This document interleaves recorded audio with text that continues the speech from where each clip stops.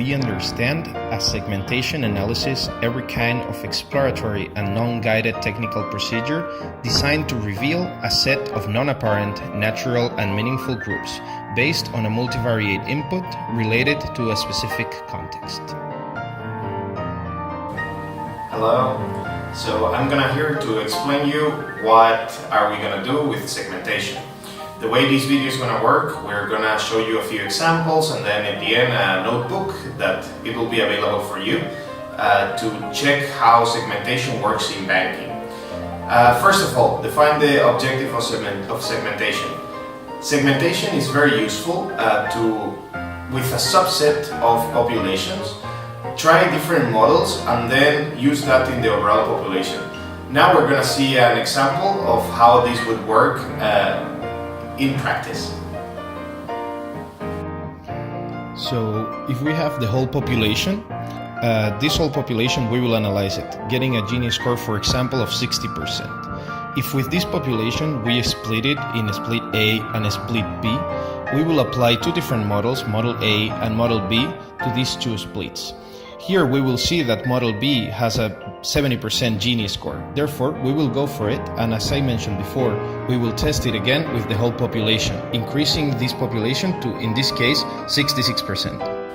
Now we're going to see how it works for different type of lenders, prime and subprime, with two examples. Let's look at the following variable.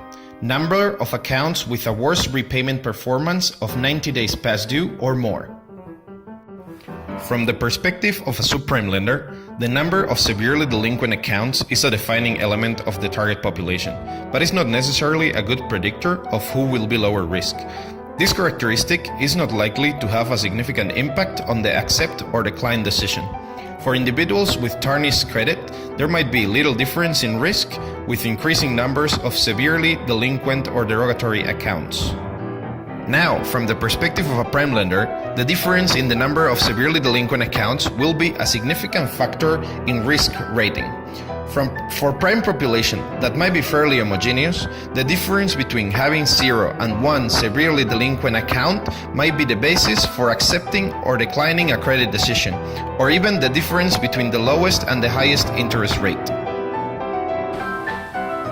Now we're going to talk about the different segmentation strategies. We're going to start with a traditional one, and we're going to move on to see how the modern segmentation strategies work. In the traditional strategies, the segmentation scheme is typically derived using regression tree analysis, such as classification and regression trees or chi-squared automatic interaction detector. These techniques segment the population based on the relationship of independent and dependent variables.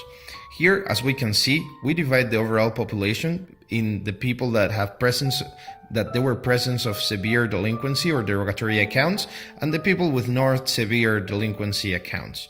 And then here we can see the rest of the graph. Now, moving on to the modern segmentation schemes or the modern strategies, we have to ask ourselves a question. Is characteristic-based segmentation dead? No. It still adds value, but the new era of segmentation uses scores that group individuals with similar behaviors along a number of dimensions. The use of scores to segment the population is consistent with consumer credit markets as highest risk individuals are directly or indirectly cascade to non-prime and subprime lenders based on decisions derived from some type of credit score, not by individual credit characteristics. By using a risk-based segmentation score, individuals are compared to individuals with similar risk profiles. Segmenting the credit population into risk tiers approximates creditors, targets markets, and enables effective risk assessment across the entire credit risk spectrum. Here, we can see the segmentation scheme from a company like Vantage Score, taking into account a lot of different characteristics. Now, I know this was complex, but now we're going to see how this works in reality with numbers, putting a little bit in context. Individuals with a previous bankruptcy, A, constituted just over 5% of the development sample. However, to develop a score that is effective across a variety of creditor target markets, individuals with a previous bankruptcy were isolated and segmented into highest and lowest risk groups, 1 and 2, using a risk segmentation score. Individuals with a thin file, B, comprise 6% of the development sample and represent a vital target market for most lenders. While the thin file definition of up to 2 accounts is somewhat restrictive, the segment was optimized for individuals with limited credit. Individuals with thin files were segmented into highest and lowest risk groups, 3 and 4, using a risk segmentation score.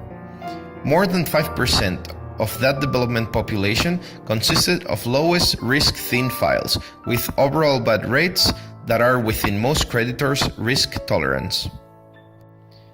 The full file segment, C, comprised 89% of the development sample, with the lowest risk tier constituting over 50% of the development sample, and each of the other risk tiers contributed approximately 12% to the development population. The bad rate statistics show that there is very little difference in the overall bad rates of the bankrupt default profile pairs by risk tiers, although the underlying contribution of bankruptcy and default risk is significantly different. So now we're gonna move on with an example in Jupyter Notebooks. First of all, I'm gonna show you where to get the data from that we're gonna use. It's a Kaggle competition about credit card risk. Here we see a little bit how the dataset information and how the competition is structured. Here we see the 25 variables that the dataset has. They're interesting. We will see now how we are gonna treat them in the notebook. Here, interesting, default payment next month. It's our target. We're going to define it as our target. And here we can see a little bit more of data. So let's just start importing libraries. You guys know this stuff. And now this is a little bit of the feature engineering that we're doing. Here you can see how we treat like education, how we treat like sex, how we treat different stuff. And we're renaming the column we said before, default payment next month, to default, because it's a lot easier to use this way. When we have the features, we're going to import sklearn stuff to build our card model. Here is when we're defining the target name, what we want, and we will see a little bit how our data set looks like. Okay, so this is it. Here we see information. Here we can start thinking ourselves the kind of things we can do with this data, right? We see trends and things that we can apply or not. Here, let's see a little bit more data set. Okay, this is correct. All looks good. Let's import label encoder, important. And here, let's use it. There we go. Here we see again like encoded dataset. It looks good for doing our model. So let's import these things. There we go.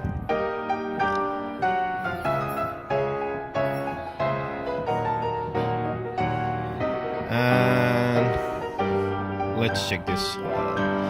How decision tree. Now we're gonna import like graph bits stuff as well, and say how we're gonna do it. We're gonna import more things so we don't get errors in the end. And here we've done a check call to see if everything is gonna work, and if it's a 0, there we go, it should work. All right, so now we have this is it. So now let's remember, this is the thing. Blues are pay, orange or reds are default. We're using the Gini, remember, that measures the total variance across the classes. Now this is our accuracy, 0.821, pretty good. This will change for you guys because we didn't set seed. and this is the confusion matrix. Here we go. So this is basically it, and this is how segmentation plays a critical role in the development of a powerful, robust risk scores. Thank you very much, and I'm gonna show you back this tree. This is how it's built. You can see here true, false, and then the different probabilities of pay and default. So this is it. I hope you liked it. Click the button. No, I'm just kidding. We are Group D, and this was our video about segmentation in banking. Hope you liked it.